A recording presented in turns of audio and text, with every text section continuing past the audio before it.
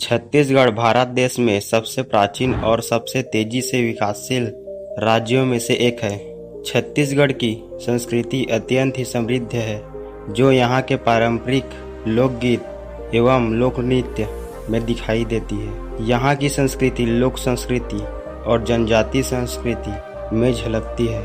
यहाँ के लोक नृत्य एवं जनजाति नृत्य पूरे विश्व में प्रसिद्ध है। छत्तीसगढ़ का लोक नृत्य यहाँ के मनोरंजन का साधन नहीं, बल्कि यहाँ नृत्य धार्मिक सामाजिक कार्यक्रम जाति और गांव के हर्षोल्लास का अंग है, जिसमें पहला है करम नृत्य। करम नृत्य छत्तीसगढ़ का पारंपरिक नृत्य है। इसे कर्मा देव को प्रसन्न करने के लिए किया जाता है। यह बस्तर जिले में धूमधाम से मनाया जाता है। इस नृत्य में पारंपरिक पोशाक पहनकर लोग नृत्य करते हैं और छत्तीसगढ़ी गीत गाते हैं। छत्तीसगढ़ का यह लोक नृत्य आमतौर पर छत्तीसगढ़ के आदिवासी समूहों जैसे गोड़, उराव, बैगा आदि द्वारा किया जाता है। यदि आप सोच रहे हैं कि क्या यह लोक नृत्य भी किसी विशेष अवसर पर किया जाता है, तो आपका अनुमान सही है। यह नृत्य वर्षा ऋतु के अंत और बसंत ऋतु की शुरुआत को चिन्हित करने के लिए किया जाता है। इसलिए यह नृत्य स्थानीय लोगों के बीच खुशी और उत्साह लाने के लिए बाध्य है। इस नृत्य प्रदर्शन में गाँव के पुरुष और महिलाएं दोनों भाग लेते हैं। कर्मा नृत्य के लिए कलाकारों की टीम में एक प्रमुख गायक भी होता है। यदि आप छत्तीसगढ़ की आदिवासी संस्कृति का सबसे अच्छा अनुभव करना चाहते हैं, तो कर्मा नृत्य प्रदर्शन देखना ऐसा करने के सर्वोत्तम तरीकों में से एक है। यह आदिवासी नृत्य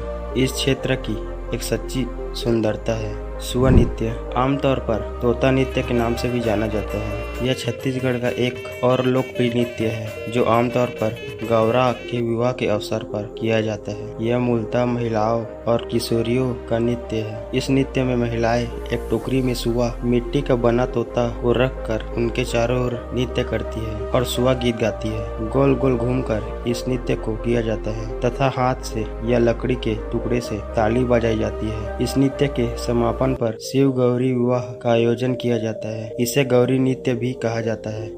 पंथी नृत्य। पंथी नृत्य छत्तीसगढ़ के सतनामी समुदाय का प्रमुख नृत्य है। पंथी गीतों में गुरु घासीदास के चरित्र गायन किया जाता है। इसमें आध्यात्मिक संदेश के साथ मानव जीवन की महत्ता होती है। माघी पूर्णिमा या किसी त्योहार पर जैत खान की स्थापना करते हैं और इसे परंपरागत ढंग से नाचते गाते हैं। इनका मुख्य वाद्य यंत्र मांदर एवं झांझ है। इस नृत्य में एक मुख्य नर्तक होता है, जो पहले गीत की कड़ी उठाता है, जिसे समूह के अन्य नर्तक दोहराते हैं एवं नाचते हैं। यह नृत्य धीमी गति के साथ शुरू होती है और गीत एवं मृदंग के लय के साथ गति बढ़ती है। स्वर्गीय देवदास बंजारे काफी प्रतिष्ठित पंथी नर्तक है। देवदास बंजारे और उनके साथी देश विदेश में यह नृत्य प्रस्तुत करते हैं। राउत नाचा, इसे गहरा नृत्य भी कहते हैं। यह एक पारंपरिक नृत्य है। यह नृत्य छत्तीसगढ़ के यादवों द्वारा दिवाली एवं देवउठनी के अवसर पर किया जाता है। लोग विशेष वेशभूषा पहनकर हाथ में सजी हुई लाठी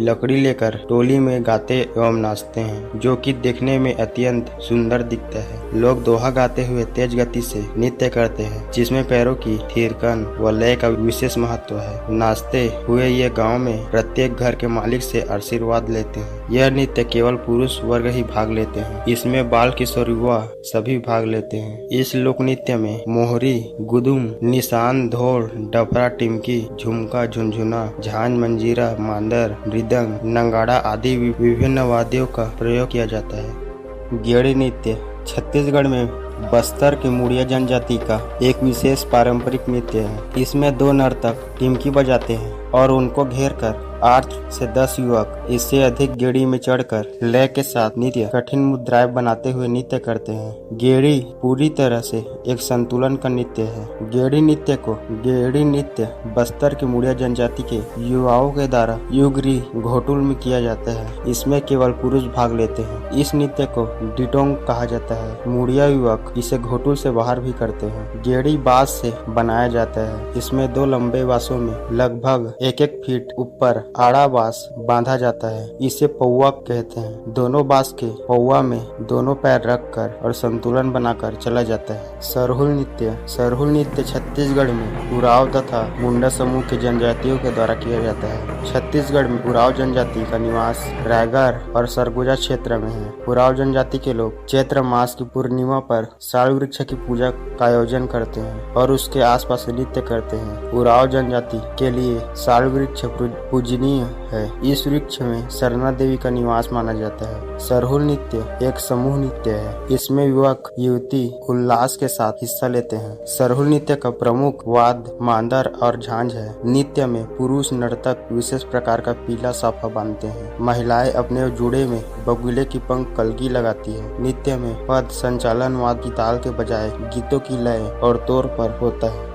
गौरा नृत्य यह छत्तीसगढ़ की मड़िया जनजाति का प्रसिद्ध लोक नृत्य है। नई फसल के पकने के समय मड़िया जनजाति के लोग गौरा नामक पशु के सींग को कौड़ियों में सजाकर सिर पर धारण कर अत्यंत आकर्षक व प्रसन्नचित्त मुद्रा में नृत्य करते हैं। यह छत्तीसगढ़ ही नहीं बल्कि विश्व प्रसिद्ध लोक नृत्यों में एक है। मांदरी नृत्य घोटुल का प्रमुख नृत्य है। इसमें मांदर की करताल पर नृत्य किया जाता है। इसमें गीत नहीं गाया जाता। पुरुष नर्तक इसमें हिस्सा लेते हैं। दूसरी तरह मांदरी नृत्य में चिटकुल के साथ युवतियां भी हिस्सा लेती है। इसमें कम से कम एक चक्कर मांदरी नृत्य अवश्य किया जाता है। मांदरी नृत्य में शामिल हर व्यक्ति कम से कम एक थाप के संयोजन को प्रस्तुत करता है, जिस पर पूरा समूह नृत्य करता है। ककसार नृत्य छत्तीसगढ़ में बस्तर जिले में एक जाति है। इसके द्वारा यह नृत्य किया जाने वाला एक सुप्रसिद्ध नृत्य है। यह नृत्य फसल या वर्षा के देवता ककसार को प्रसन्न करने के लिए पूजा के उपरांत नृत्य किया जाता है। ककसार नृत्य के साथ संगीत और घुंघरूओं की मधुर ध्वनि से एक रोमांचक वातावरण उत्पन्न होता है। इस नृत्य के माध्यम से युवक और युवतियों को अपना जीवन साथी ढूंढने का अवसर भी प्राप्त होता है।